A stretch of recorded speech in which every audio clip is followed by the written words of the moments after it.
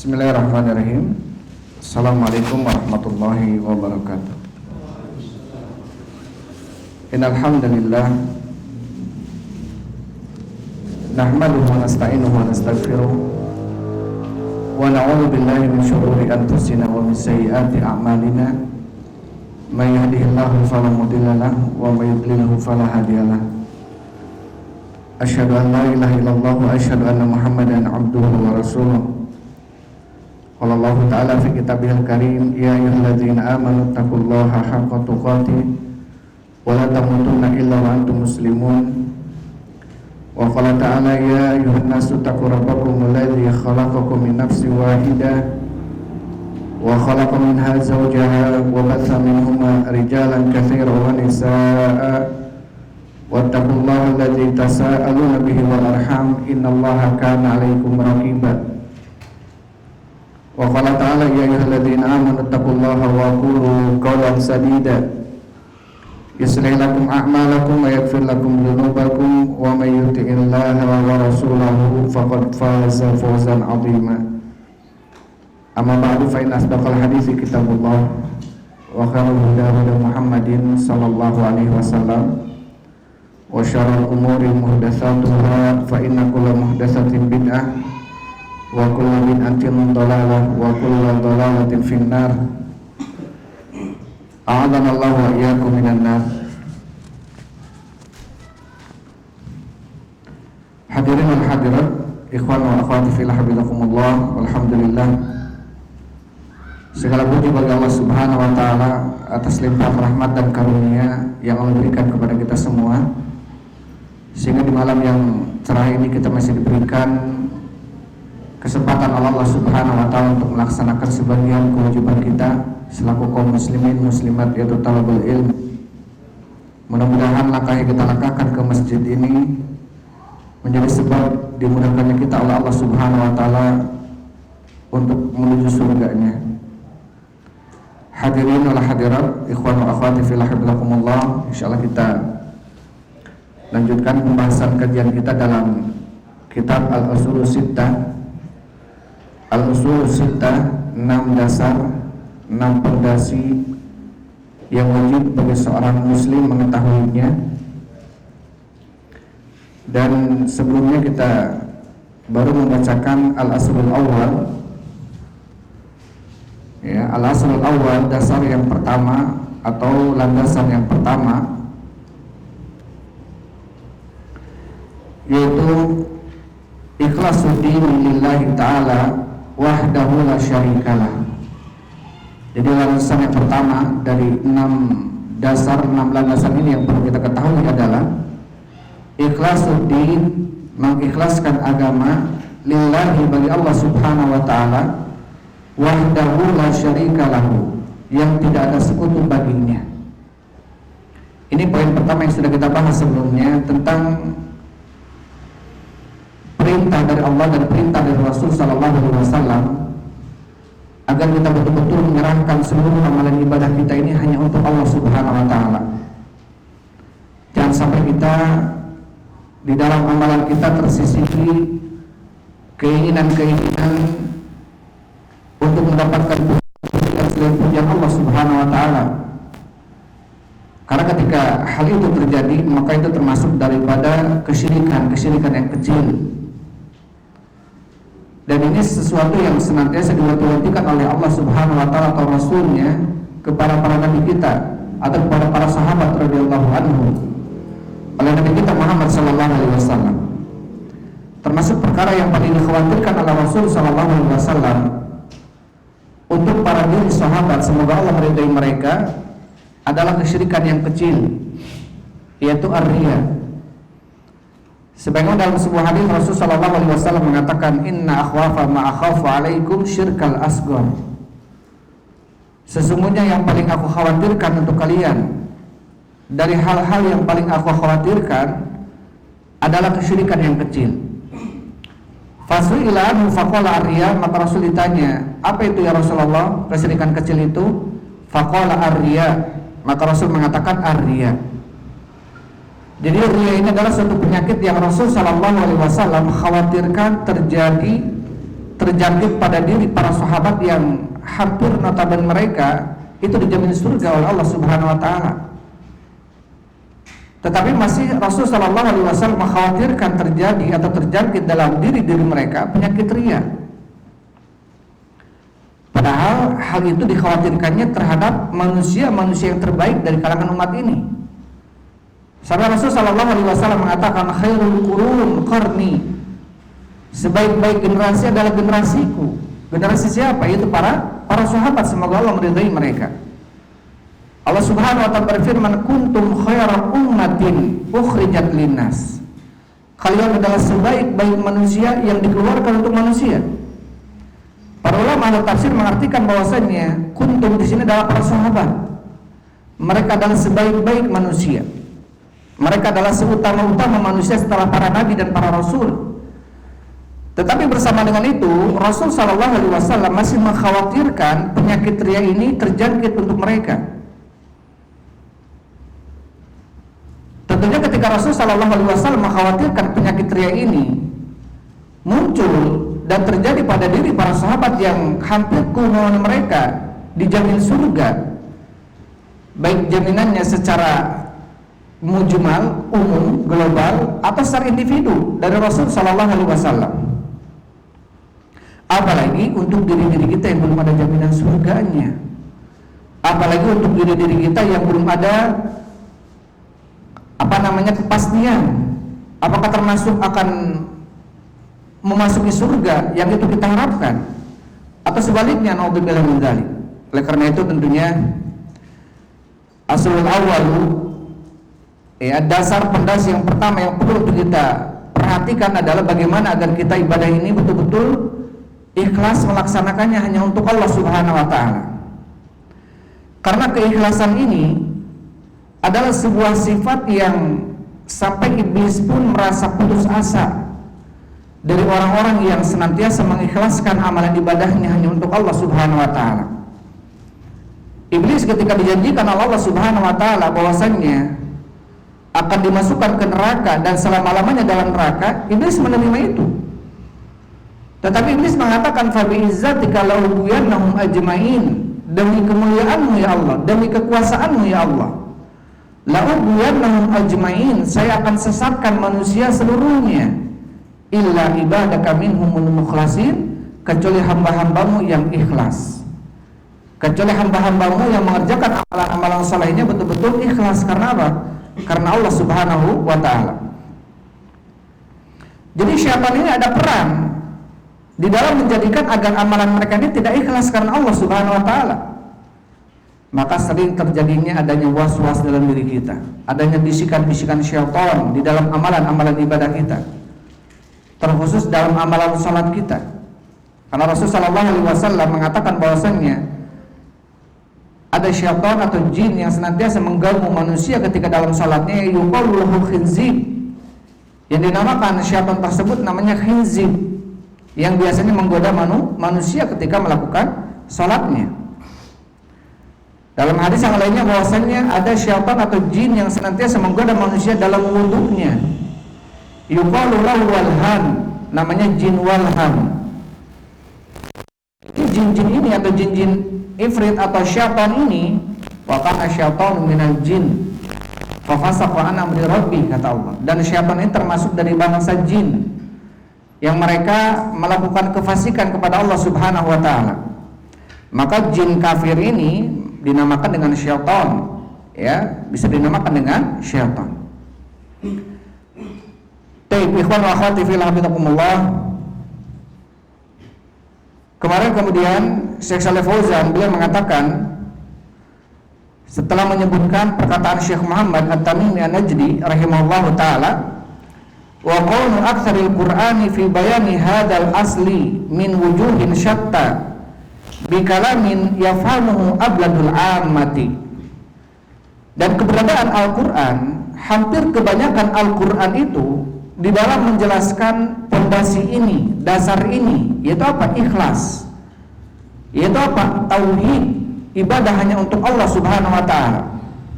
Hampir kebanyakan Al-Qur'an itu membicarakan tentang apa? Tentang tauhidul ibadah.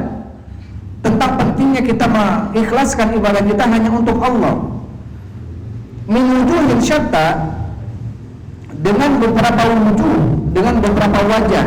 Maksudnya dengan berbagai ayat-ayat yang Allah Subhanahu wa taala sebutkan dalam Al-Qur'an. Sama nanti disebutkan oleh Ibnu Qayyim rahimahullah bahwasanya hampir seluruh Al-Qur'an itu di dalamnya berisikan tentang tauhid, tentang pentingnya kita ibadah hanya untuk Allah, dan tentang bahayanya kita melakukan kesyirikan kepada Allah Subhanahu wa taala. Ini hampir seluruh Al-Qur'an, kata Ibnu Qayyim, itu berbicara tentang tauhid, berbicara tentang apa? Pentingnya kita mengikhlaskan ibadah hanya untuk Allah. Min wujuhin syatta bi kalamin yafhamuhul abladul ammati. Dan Al-Qur'an tersebut membicarakan tentang tauhid dengan gambaran yang berbeda-beda, ayat-ayat yang bermacam-macam gitu ya. Apa kata Syekh? Yafhamuhu, dan ayat-ayat tersebut dipahami abladul amati, oleh manusia yang paling awam sekalipun. Ya, oleh manusia masyarakat yang paling awam sekalipun akan memahami itu. Ya, akan memahami apa? Akan memahami bahwasannya di dalam ayat-ayat Al-Qur'an banyak Allah Subhanahu wa taala menjelaskan untuk senantiasa kita beribadah hanya kepada Allah, dan agar menjauhi kesyirikan-kesyirikan. Ya, agar menjauhi apa? Berbagai macam bentuk kesyirikan-kesyirikan. Baik. Kemudian Syekh Shalih Fauzan hafizahullah taala beliau mengatakan, Allah Jalla wa ala yaqulu, Allah Subhanahu wa taala berfirman, wa'budullaha wa la tusyriku bihi syai'an. Beribadahlah kalian kepada Allah, janganlah kalian mempersekutukan Allah dengan sesuatu apapun. Hal hadza kalamun ghamidun. Ini Syekh bertanya dalam kitabnya ini, Syarah Penjelasan Al-Ushulus Sittah. Apakah kalimat Allah ini, kalam Allah ini, wa'budullaha wa la tusyriku bihi syai'an, ini adalah kalamun ghamidun, kalam yang dalam, ucapan yang dalam, sehingga perlu dengan arti, perlu dengan tafsir. Ya. Al-awwam yafhamunahu, orang-orang awam pun memahami ini. Apa maksudnya? Dalam ayat ini, surat An-Nisa 36 ini, Allah memerintahkan kita untuk beribadah hanya kepada Allah saja, dan melarang kita untuk mempersekutukan Allah dengan sesuatu apapun, baik dengan malaikat, baik dengan nabi, baik dengan jin, terlebih dengan selain daripada tiga itu. Dengan malaikat kita tidak boleh mempersekutukan Allah dengan malaikat. Artinya apa? Tidak boleh menjadikan malaikat itu sosok sebagai makhluk yang mempunyai fungsi ilahiyah, fungsi ketuhanan. Artinya apa? Tidak boleh kita meminta kepada malaikat. Begitu pula Nabi alaihissalatu wassalam, Nabi Muhammad sallallahu alaihi wasallam, beliau sudah meninggal. Tidak boleh kita meminta kepada Nabi sallallahu alaihi wasallam. Ya, yang mungkin sering banyak kita mendengar, ya, yang disebutkan dengan salawat-salawat atau apapun bentuknya, yang di dalamnya nasallallahu salamatu wal afiyah, banyak lafaz-lafaz yang dikhawatirkan masuk ke dalam apa? Bentuk kesyirikan. Ya, mungkin ada di antara antum yang pernah mendengar Allah, Allah aghithna ya Rasulullah. Ada yang pernah mendengar itu? Allah, Allah aghithna ya Rasulullah, dengan nada-nadanya gitu ya. Apa artinya Allah, Allah? Ini memanggil Allah. Benar kalau begitu. Kalau memang memanggil Allah itu betul. Tetapi apa salahnya aghithna ya Rasulullah? Tolonglah kami wahai Rasulullah. Jadi meminta tolongnya kepada siapa? Kepada Rasul sallallahu alaihi wasallam. Taib. Ya Habibi ya Mustafa balligh maqasidana waghfir lana ma madha. Ya Habibi, wahai Habibi kekasihku. Yaitu siapa yang dimaksud? Nabi Muhammad sallallahu alaihi wasallam. Ya Mustafa, wahai yang terpilih, itu Rasul sallallahu alaihi wasallam. Balligh maqasidana, sampaikanlah maksud kami. Waghfir lana ma madha, ampunilah dosa-dosa kami. Jadi apa? Seakan-akan kita meminta kepada Rasulullah untuk menyampaikan maksud kita ini kepada siapa? Kepada Allah. Padahal masuk ke dalam keumuman ayat bahwasanya sosok manusia yang meninggal la yasma'u du'aakum, mereka tidak mendengar doa kalian. Walau sami'u mastajabu lakum, kalau seandainya mereka mendengar, kalau seandainya, kata Allah. Ini surat Fatir. Ya, awal-awal surat Fatir kita bisa lihat. Kalau seandainya mereka mendengar mastajabu lakum, mereka tidak mampu menjawab permintaan kalian. Wa yaumal qiyamati yakfuruna bisyirkikum, dan pada hari kiamat mereka akan mengingkari kesyirikan kalian. Baik. Kita kembali kepada penjelasan Syekh Shalih Fauzan hafizahullah taala. Di dalam ayat ini, wa'budullaha wa la tusyriku bihi syai'an, yafhamuna min hadhil amri bil ibadati wa nahy anisyirki. Tentunya orang awam sekalipun, ya, mereka memahami bahwasanya dalam ayat ini apa? Ada perintah untuk beribadah kepada Allah saja dan larangan untuk melakukan kesyirikan. Walau annahum lam yata'allamu, walaupun mereka tidak belajar, walaupun mereka tidak perlu mempelajari ilmu-ilmu yang tinggi. Ya, ketika mengetahui dalam ayat ini ada wa'budullaha wa la tusyriku bihi syai'an, yang artinya beribadahlah kalian kepada Allah, janganlah kalian mempersekutukan Allah dengan sesuatu apapun, kita nggak paham semuanya. Berarti dalam ayat ini Allah memerintahkan kita untuk beribadah hanya kepadanya saja. Dalam ayat ini Allah melarang kita untuk melakukan kesyirikan. Syai'an ini apa? Nakir, artinya umum, dengan apapun itu. Mau dengan malaikat, mau dengan nabi yang diutus, tetap tidak boleh, apalagi dengan selain keduanya. Dengan malaikat yang makhluk yang paling dekat dengan Allah, atau dengan nabi yang diutus Nabi Muhammad SAW, tidak boleh, apalagi terhadap selain keduanya, apalagi terhadap pohon-pohon, apalagi terhadap keris-keris yang dijadikan sebagai apa? Ajimat-ajimat, apalagi terhadap kuburan-kuburan, ya, terhadap malaikat Jibril saja kita tidak boleh, terhadap Rasul SAW saja kita tidak boleh, apalagi terhadap selain keduanya. Taib. Walau annahum lam yata'allamu, walaupun mereka tidak mempelajarinya, ya'rifuna hadza min lughatihim, maka mereka mengetahui ini dari bahasa mereka. Hadhihi ayatun wahidatun, ini ayat satu saja. Wal Qur'anu mamlu'un min mithli hadza, dan sesungguhnya Quran itu penuh dengan ayat-ayat seperti ini. Ayat-ayat apa? Ayat-ayat tentang anjuran kita, perintah dari Allah untuk bertauhid, beribadah kepada Allah saja, dan larangan untuk melakukan kesyirikan. Banyak sekali dalam ayatnya. Hadil ayatu yamurruna 'alaiha wa yaqra'unaha. Ayat-ayat seperti ini mereka melewatinya dan mereka membacanya. Lakin akan tetapi kata Syekh, la yufakiruna fiha, mereka kebanyakan mereka tidak mentafakurinya, memikirkan tentang ayat ini, cuma lewat saja dalam bacanya itu. Yaqulullahu ta'ala, Allah subhanahu wa ta'ala berfirman, wa'budullaha wa la tusyriku bihi syai'an, beribadahlah kalian kepada Allah dan janganlah kalian mempersekutukan Allah dengan sesuatu apapun. Wa hum yaquluna, tetapi mereka mengatakan, ya Ali, ya Husain, ya Badawi, ya Tijani, ya Abdul Qadir. Mereka memanggil nama-nama itu. Sering kita dengar, ya, sering kita lihat, ya Husain, Agitha ya Husain. Orang-orang Syiah itu apa? Memanggil Husain. Ya Ali, ya Husain. Mereka memanggil, Husain dipanggil-panggil oleh mereka, padahal Husain sudah meninggal. Ya, mereka memanggilnya, ya Badawi, ya Tijani, ya Abdul Qadir Jailani, dipanggil nama-nama itu. Yasrahuna wa yasihuna wa yunabuna bi'al aswatihim, mereka berteriak, mereka mengencangkan suaranya dengan memanggil nama-nama itu. Ya Husain, ya Badawi, ya Tijani, dan seterusnya.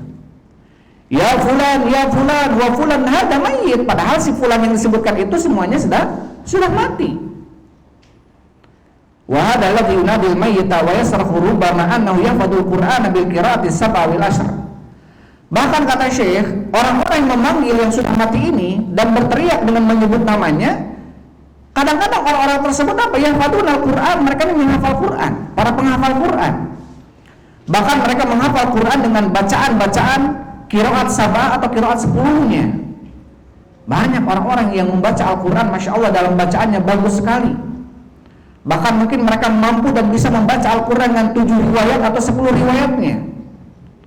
Tetapi apa? Tidak memperdalami permasalahan yang simpel. Itu apa? Tujuan Allah menciptakan dia, menciptakan alam semesta ini, bahkan mengutus Rasul ke dunia ini Satu tujuannya adalah untuk apa? Untuk agar mereka beribadah kepada siapa? Kepada Allah saja, nggak ada yang lain. Tujuannya adalah li'ila kalimatillah, untuk meninggikan kalimat Allah. Taib wa yujawwiduhu tajwidan munqati'un nadhir. Bahkan mereka membaca Al-Qur'an itu dengan tajwid yang betul-betul bertajwid. Munqati'un nadhir. Seakan-akan tidak ada yang semisal dengannya. Maksudnya bacaannya paling fasih. Ya, murattal, bertajwid. Betul-betul Masya Allah mengeluarkan huruf dengan haknya. Ya, membedakan antara hak dengan ha, antara hak dengan kha-nya, antara gha dengan a-nya, antara la dengan da-nya, dan seterusnya.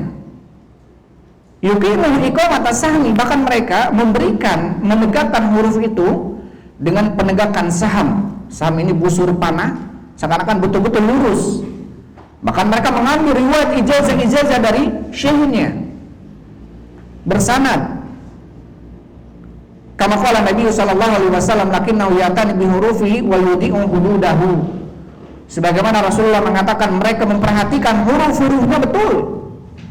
Tetapi apa? Kadang-kadang mereka menyia-nyiakan, melalaikan batasan-batasan Qur'annya. Jadi yang diinginkan oleh Allah itu yang paling penting itu bukan kita betul-betul. Karena ada orang-orang yang memperdalam ilmu tajwid tetapi tidak memperdalami kandungannya. Padahal yang paling penting itu adalah tadabburnya. Ini yang paling penting dalam Al-Quran. Afala yatadabbaruna Al-Quran? Tidakkah mereka menghayati Al-Quran? Karena Al-Quran bisa menjadi hudan wa syifa bagi kita, bisa menjadi petunjuk dan obat bagi kita tatkala apa? Tatkala kita hayati, tatkala kita tadabburi. Banyak orang-orang yang memperdalam ilmu tajwid, Masya Allah, sampai ustadznya pun dikritik. Ketika baca qiraah, ketika baca sholat, mengimami ustadz, tadi haknya kurang hak, kurang hamas. Qafnya kurang qaf, qalqalahnya kurang ya Ustaz. Dha-nya kurang dha, harusnya dha-nya lidahnya dua-duanya nempel. Ini dha satu misalnya. Sampai seperti itu. Mereka memperdalam itu. Tetapi sisi lain yang lebih penting apa? Isinya, kandungan Al-Qur'an yang harus betul-betul kita perdalami, kadang-kadang dilewatkan. Ini yang perlu untuk kita perbaiki. Bukan berarti tidak boleh mempelajari tajwid, enggak. Kita harus mempelajari tajwid, juga harus mempelajari makna dan kandungan atau tafsir daripada Al-Quran. Karena itu yang terpenting. Taib. Jadi apa kata Syekh? Ada orang-orang yang mungkin mereka menghafal Quran tetapi tidak memahami kandungan Al-Quran. Ya, bahkan apa kata Syekh? Mungkin mereka adalah orang-orang yang membaca Al-Quran dengan bacaan-bacaan yang riwayat sab'ah atau asyrahnya bisa, tetapi tidak memahami dengan benar. Yaqulul Imam Ibnu Al-Qayyim, berkata Imam Ibnu Al-Qayyim rahimahullah, Al-Quran kulluhu fi tauhid. Quran itu seluruhnya di dalam pembahasan ilmu tauhid. Li'annahu imma amrun bi ibadatillah, karena Al-Quran itu di dalamnya ayat-ayat baik tentang perintah terhadap beribadah kepada Allah, wa tarki syirki, dan tentang meninggalkan kesyirikan, wa imma bayanun li jazai ahli tauhid, atau tentang penjelasan balasan bagi orang-orang yang bertauhid, wa jazau ahli syirki, atau balasan tentang orang-orang ahlu syirki, orang-orang musyrik, wa imma fi ahkamil halal wal haram, atau Al-Quran itu tentang hukum-hukum halal dan haram sebuah perkara. Wa hadhi min huquqit tauhid, dan ini termasuk hukum tauhid. Apa itu halal haram? Itu termasuk daripada hukum tauhid, hak-hak daripada tauhid. Wa imma qasasun anir rusuli, atau di dalam Al-Quran itu ada cerita-cerita tentang para rasul terdahulu, wa umamihim, dan umat-umatnya, wa mahasala bainahum, dan apa yang terjadi di antara mereka, antara umatnya dengan para rasul itu, minal khusumat, dari pertengkaran dan permusuhan yang terjadi. Sebabnya apa? Sebabnya tauhid. Makanya ketika Nabi kita alaihi salatu wasalam ketika dibawa oleh malaikat Jibril ke gua, kemudian disuruh dibacakan Iqra ma'a Nabi Qori, kata Rasulullah, saya tidak bisa baca. Iqra bismi rabbikal ladzi khalaq, Iqra rabbukal akram, dan seterusnya. Kemudian lari kepada istrinya Aisyah, Khadijah bintu Khuwailid. Kemudian ceritakan, kenapa? Apa yang terjadi? Diceritakan apa yang terjadi. Kemudian dibawa kepada siapa? Anak pamannya Khadijah, namanya Waraqah bin Naufal. Kemudian kata Waraqah bin Naufal, wallahi inna hadha namus, demi Allah itu adalah namus. Namus ini malaikat Jibril yang pernah datang kepada Nabi Musa alaihissalam. Apa kata Waraqah bin Naufal? Maja'a ahadun bimithli maja'a bihi illa udhiya. Tidak ada seorang pun yang membawa sesuatu yang dia bawa, pasti dia akan dimusuhi. Apa maksudnya? Membawa tauhid. Karena para rasul-rasul terdahulu dari mulai Nabi Nuh alaihissalam sampai Nabi kita Muhammad sallallahu alaihi wasallam, dakwahnya hanya satu. Dakwahnya apa? Tauhid. Sehingga terjadi permusuhan yang terjadi antara para nabi dengan umatnya itu adalah ketika mereka diajak untuk bertauhid, mereka tidak mau. Akhirnya terjadi apa? Permusuhan. Wa hadza jazaa'ut tauhid wa syirki, dan ini balasan bagi tauhid dan bagi kesyirikan. Fal Qur'anu kulluhu tauhidun, maka Al-Qur'an seluruhnya tauhid. Min awali ila akhirih, dari awalnya sampai akhirnya. Wa ma'a hadza, bersamaan dengan ini, ma itu ma'a bersama.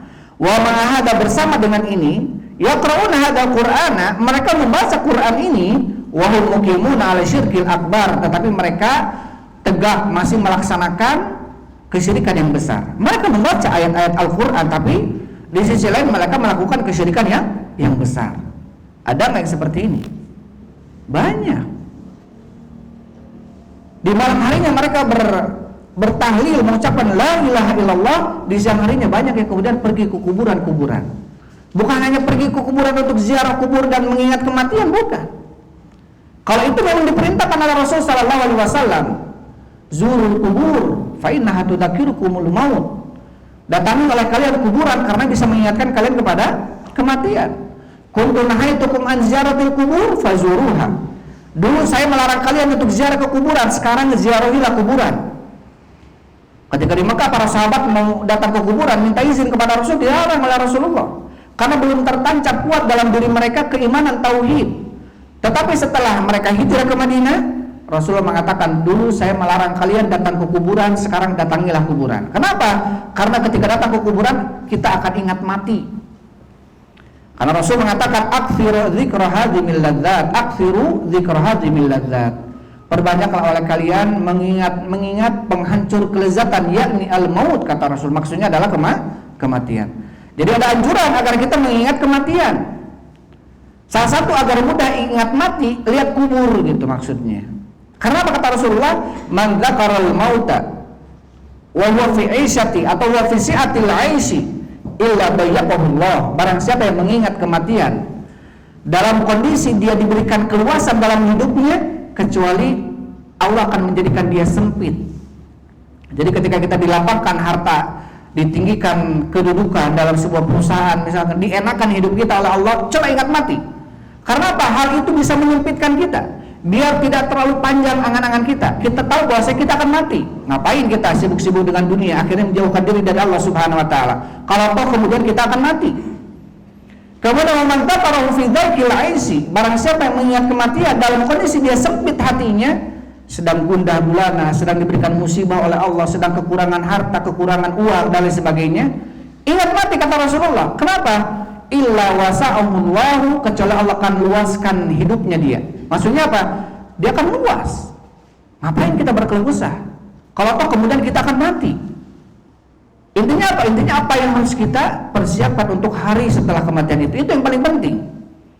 Makanya mengingat kematian itu banyak manfaatnya, agar kita tidak terlalu terlalu lepas dalam berangan-angan di dunia ini.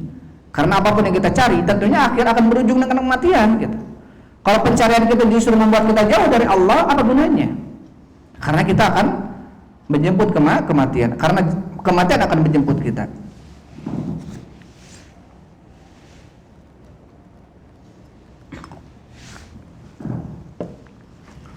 Baik. Kemudian saya mengatakan, wa ma hadza yaqra'una hadzal qur'ana wa hum muqimuna 'ala syirkil akbari. Bersama dengan ini mereka membaca Al-Qur'an ini, tetapi di sisi lain mereka melakukan kesyirikan yang besar. Wa yaquluna la ilaha illallah, bahkan mereka mengucapkan la ilaha illallah. wala ya'maluna biha, tetapi mereka tidak beramal dengan kalimat la ilaha illallah. Hum fi wadin wal qur'anu wala ilaha illallah fi wadin akhar. Mereka ada di lembah, sedangkan la ilaha illallah dengan Quran ada di lembah yang lainnya. Padahal mereka membaca la ilaha illallah setiap malamnya, tapi di siangnya mereka melakukan kesyirikan yang besar. Jadi seakan-akan apa kata Syekh? Kalimat la ilaha illallah dengan Al-Quran di sebuah lembah dan apa? Dan mereka di lembah yang lainnya. Innama hiya alfadun ala lisani faqat. Sesungguhnya itu hanya lisan, hanya lafaz saja yang keluar dari lisan. Beda dengan orang-orang musyrikin terdahulu. Ya, dalam surat Shafat Allah Subhanahu wa taala berfirman, innahum kanu idza qila lahum la ilaha illallah yastakbirun. Sesungguhnya mereka apabila diucapkan kepada mereka la ilaha illallah, mereka enggak mau mengucapkan la ilaha illallah, yastakbirun. Wa yaquluna inna la tariku alihatina li syairin majnun.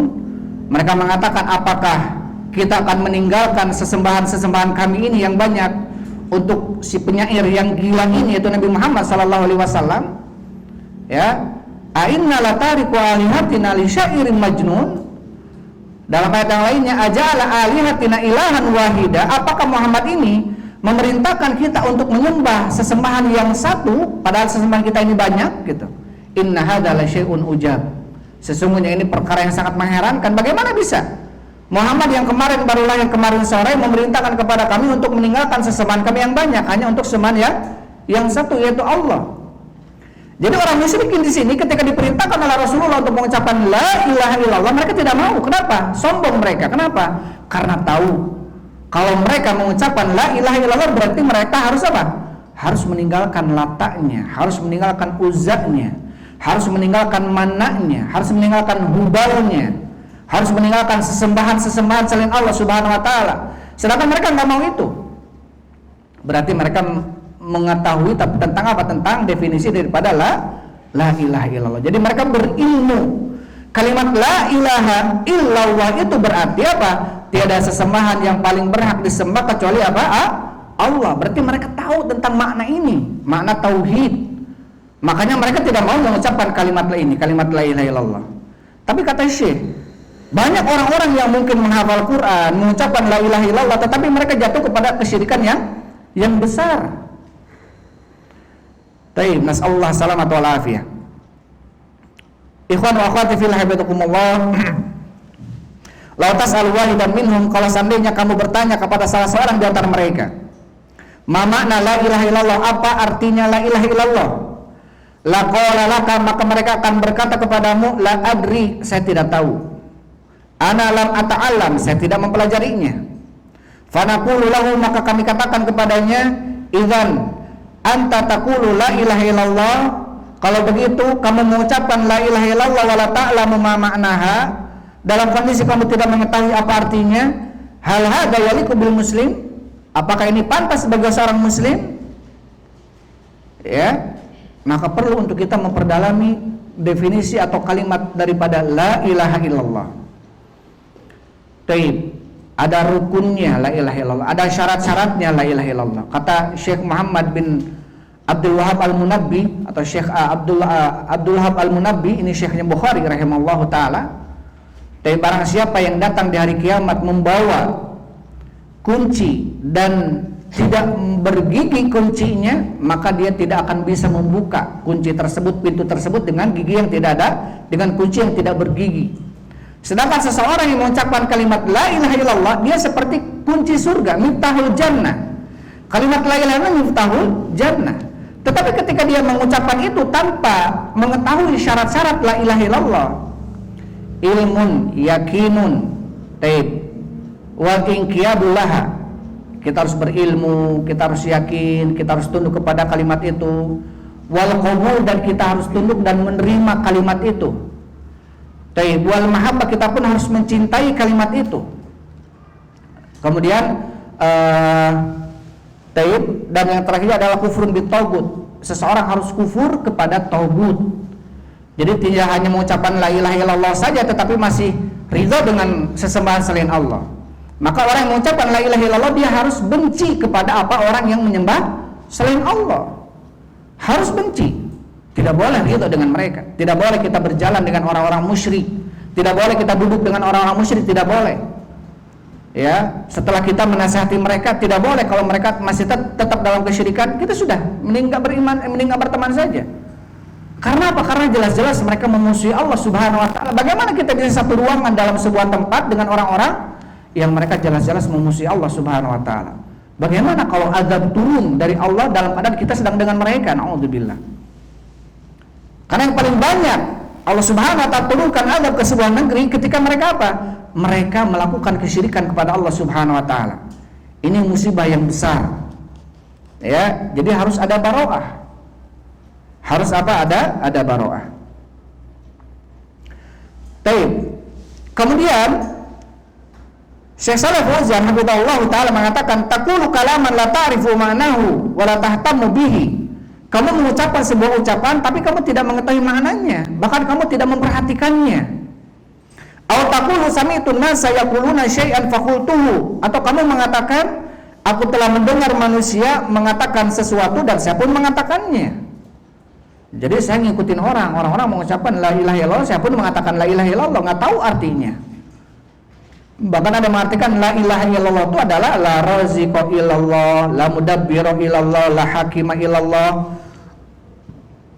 Ini nggak tepat artinya, walaupun nggak salah tapi nggak tepat. Tapi yang diinginkan oleh Allah la ilaha illallah adalah la ma'budu bihaqqin illallah.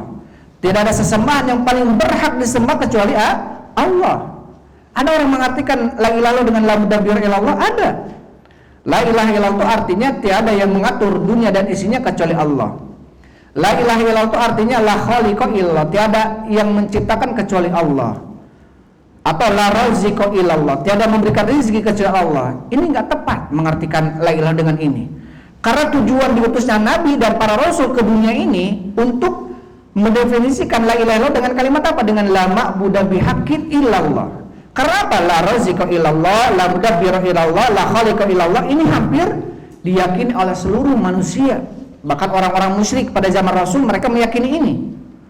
Jadi orang-orang musyrik Abu Jahal, Abu Talib, Abu Lahab, mereka meyakini bahwa yang menciptakan mereka siapa?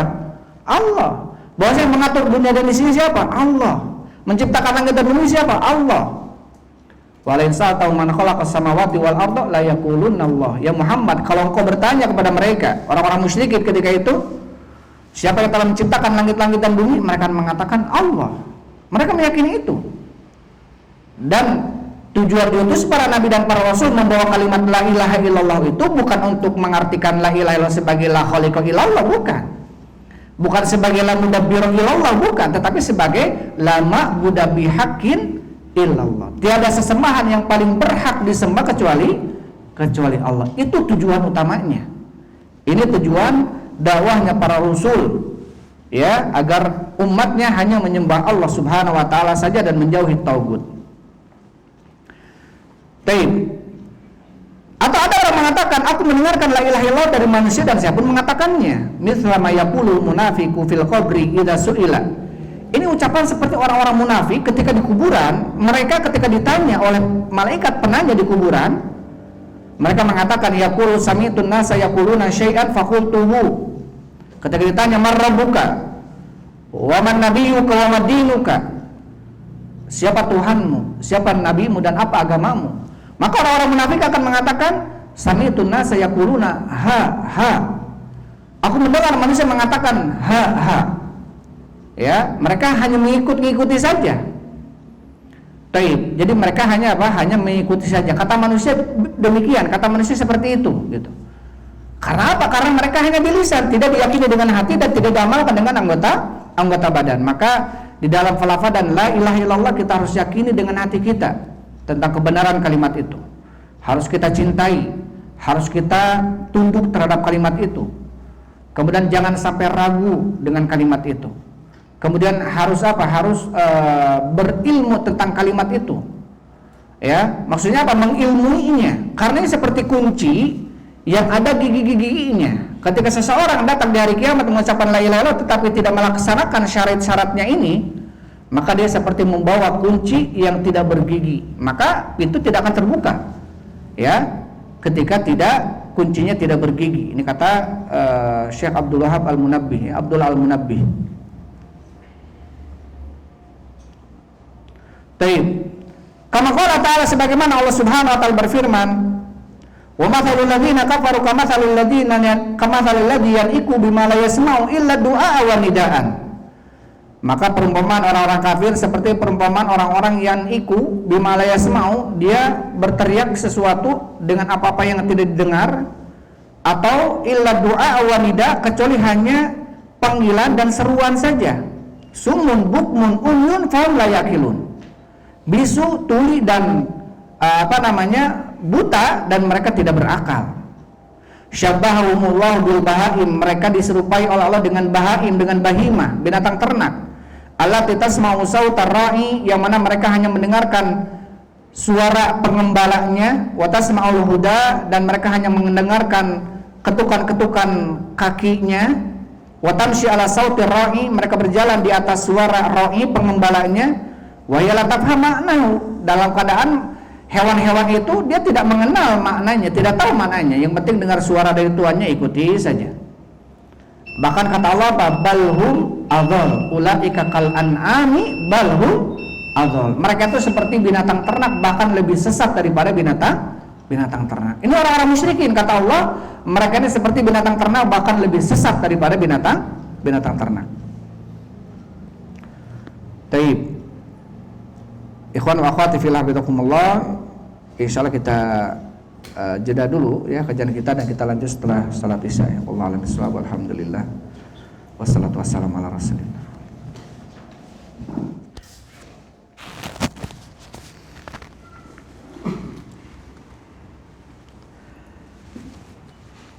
Bismillahirrahmanirrahim. Alhamdulillah. Wassalatu wassalamu ala rasulillah wa ala alihi wa ashabihi wa man walaha amma ba'd.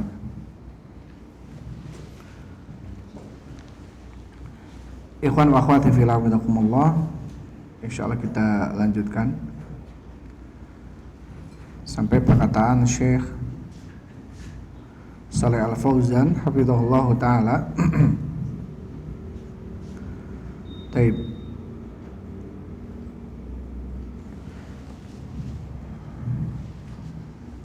Atas selesai ya, sekarang masuk ke perkataan Syekh Muhammad bin Abdul Wahhab rahimahullah taala. Beliau mengatakan setelahnya, summalam masoro al-aktsaril ummati masoro.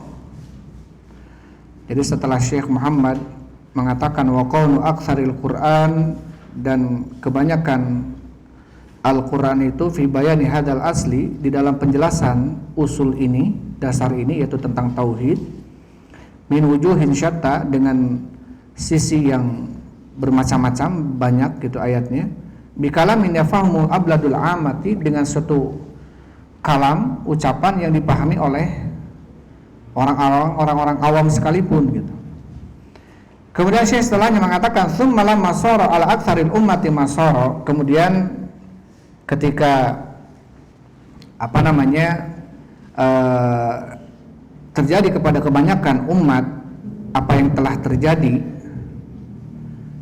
maksudnya kepada kebanyakan umat terjadi bentuk kesyirikan, adhara lahum syaitanul ikhlas, maka kemudian syaitan menampakkan kepada mereka al-ikhlas. Ikhlas itu adalah fi surati tanakkusi sholihin.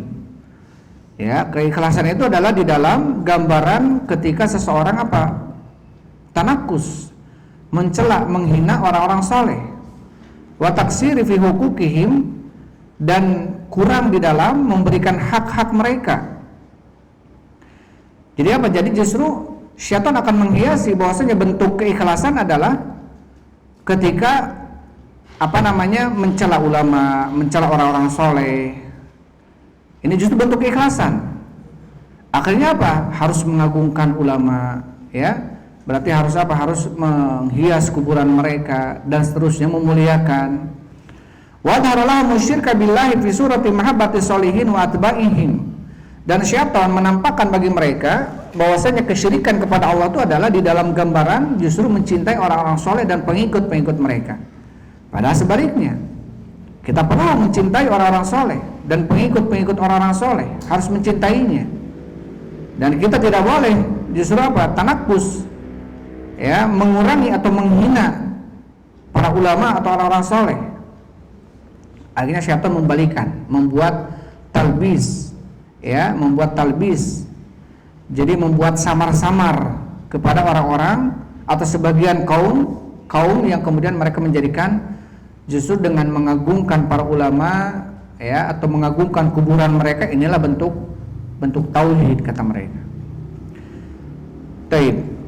Kemudian Syaikh Fauzan mengatakan, "Idza qila lahum la tad'ul makhluqin wa la tastaghitsu bihim." Ketika dikatakan kepada mereka, janganlah kalian meminta kepada para makhluk, janganlah kalian meminta pertolongan istighotsah kepada mereka. Ud'ullaha wastaghitsu billah.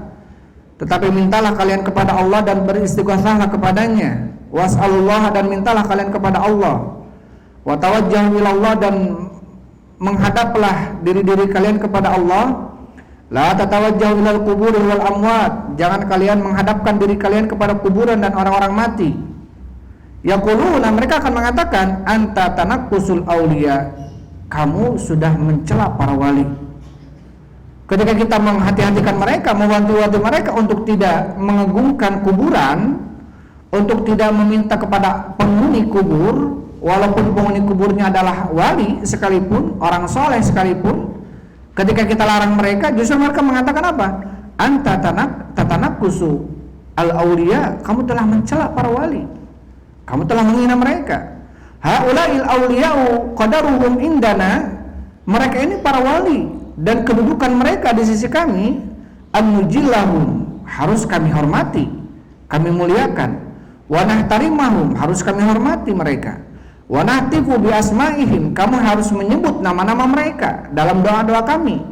Hadza qadaruhum, inilah kedudukan mereka, kemuliaan mereka. Fa anta tunakisuhum, adapun engkau, adapun kamu, berarti kamu mencela mereka. Wala ta'tarifu bi fadlihim, bahkan kamu tidak mengetahui kedudukan mereka. Hakada yaquluna li du'ati tauhid, inilah yang mereka ucapkan kepada para dai-dai tauhid. Ketika ada dai yang mengajarkan tauhid, ada ustadz kemudian mengajarkan tentang tauhid, bahaya dari kesyirikan, tidak boleh meminta-minta ke kuburan walaupun itu kuburan para wali. Mereka mengatakan, wah, ini para pencela ulama ini tidak menghargai, tidak menghormati kedudukan mereka para wali. Akhirnya ini yang mereka lakukan, ini yang mereka ucapkan. Fanaqulu lahum, maka kami katakan kepada mereka, nahnu nuhibbus sholihin, kami mencintai orang-orang soleh. Wa nuhibbu awliya Allah, kami mencintai para wali Allah. Wa nuwalihim, bahkan kami berwala kepada mereka, berloyalitas dengan mereka.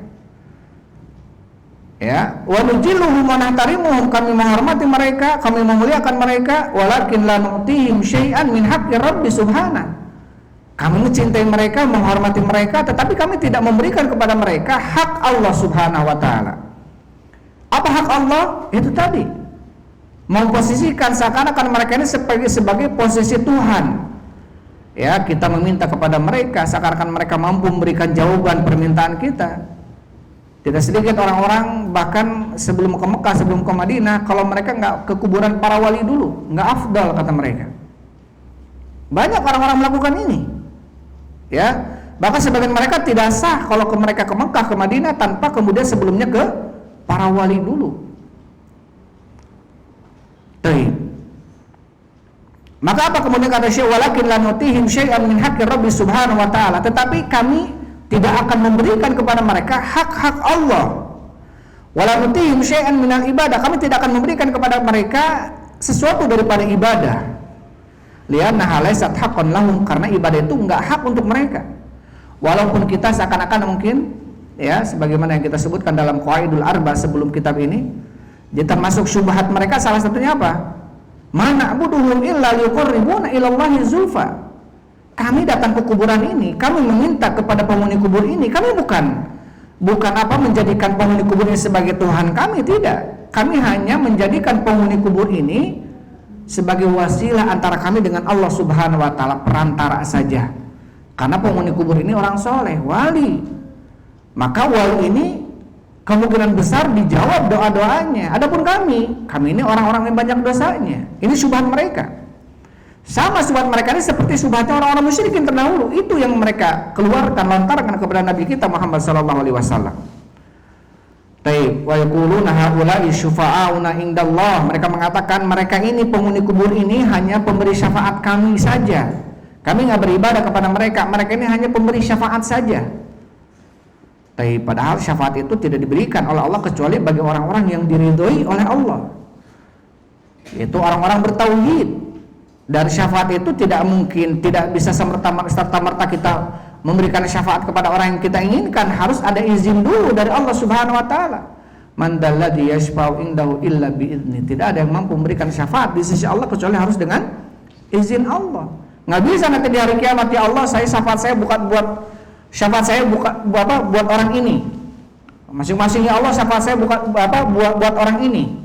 Syafaat saya bukan tetangga ini, buat sahabat saya ini. Nggak bisa.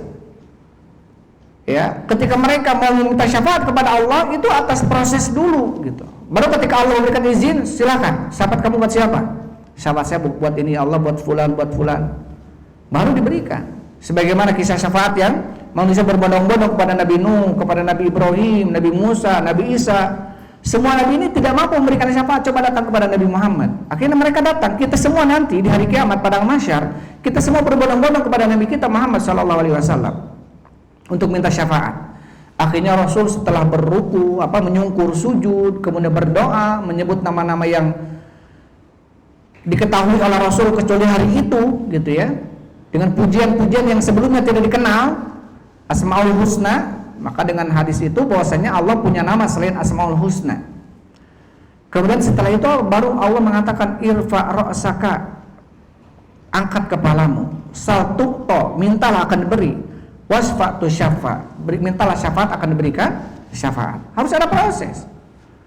Ya, jadi nggak bisa kemudian nanti wali ini akan memberikan syafaat untuk saya kalau saya banyak menyebut mereka, banyak bersolawat untuk mereka dan lain sebagainya.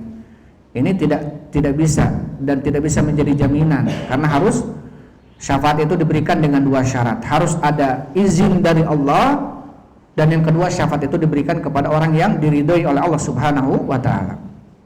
Dan yang diridhoi itu adalah orang-orang yang bertauhid. Orang-orang yang bertauhid, tidak mempersekutukan Allah dengan sesuatu apapun. Taib.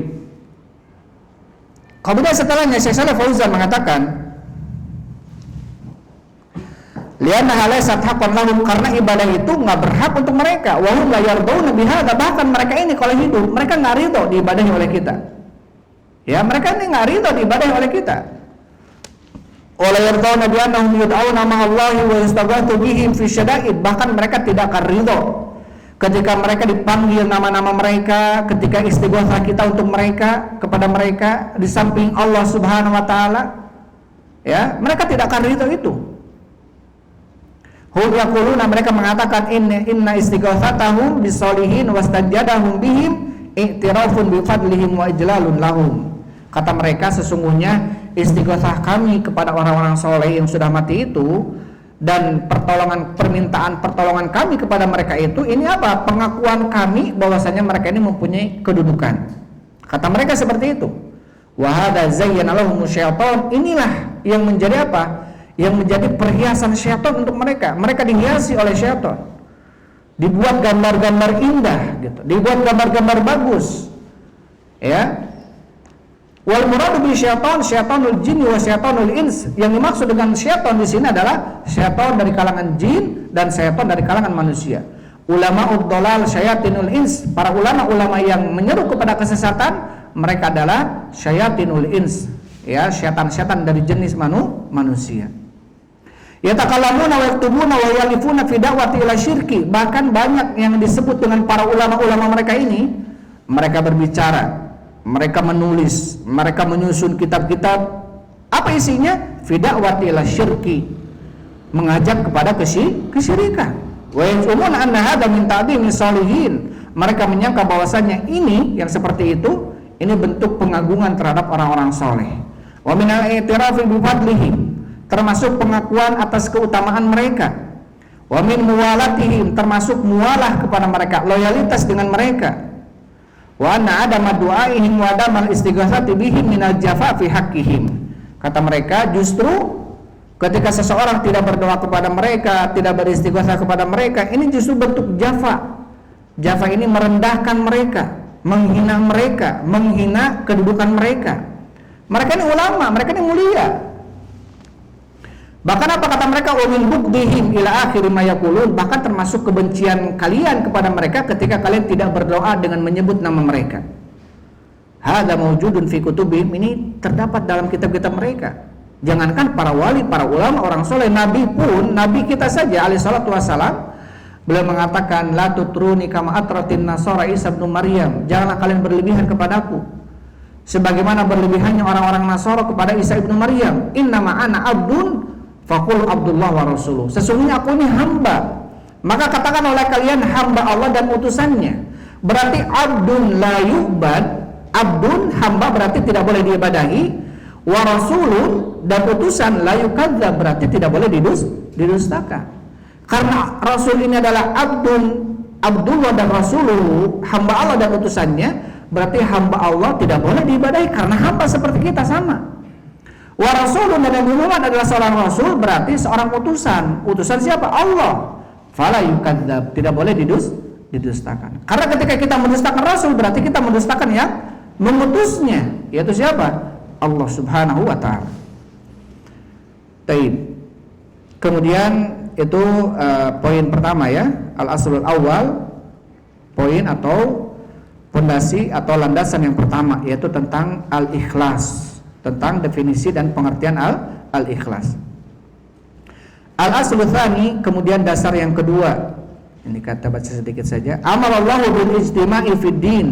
Allah memerintahkan untuk berijtima fid din, ya, untuk berkumpul dalam sebuah agama, bersepakat dalam sebuah agama, bersatu.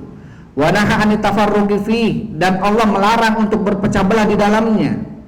Fa bayyanallahu hadza bayanan syafian, maka Allah menjelaskan ini dengan penjelasan yang sempurna, tafhamuhul awam, yang mana penjelasan ini dipahami oleh awam sekalipun.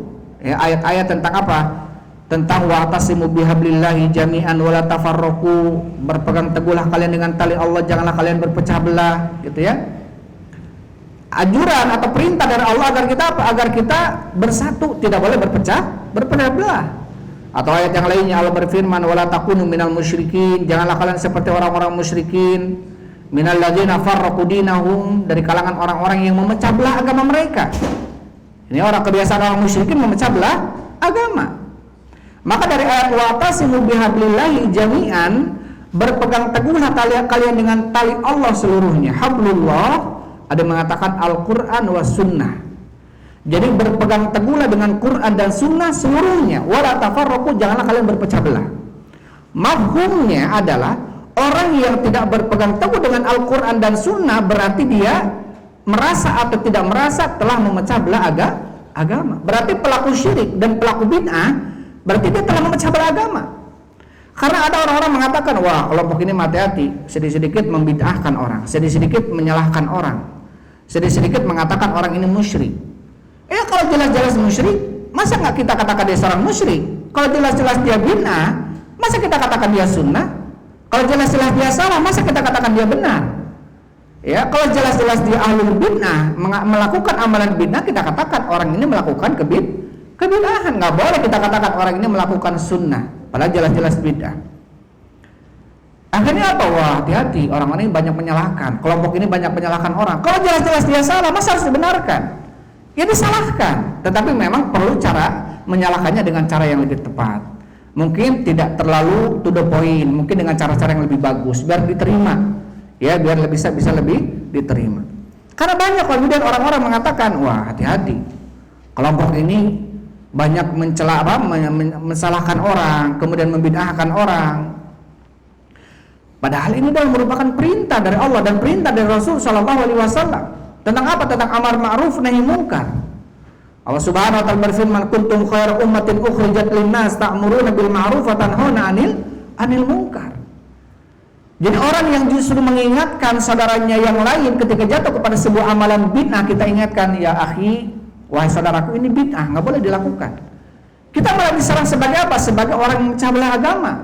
Padahal kita tuh bentuk sayang kita kepada mereka karena mereka ini masih muslim, maka kita ingatkan jangan melakukan amalan ini karena ini bid'ah. Tetapi apa balikannya? Tapi apa balasannya? Kemudian mereka menuduh kita sebagai pemecah belah dalam agama. Taib ini insya Allah kita akan jelaskan di waktu yang akan datang ya, karena poinnya agak banyak. Taib, itu yang bisa disampaikan untuk pertemuan malam ini. Mudah-mudahan apa yang disampaikan bisa bermanfaat ya bagi kita semua. Sebelum ditutup mungkin ada yang ditanyakan ya, tafadhol silakan. Jadi insya Allah untuk pertemuan yang akan datang kita masuk ke aslu tsani, poin yang kedua atau dasar yang kedua. Taib.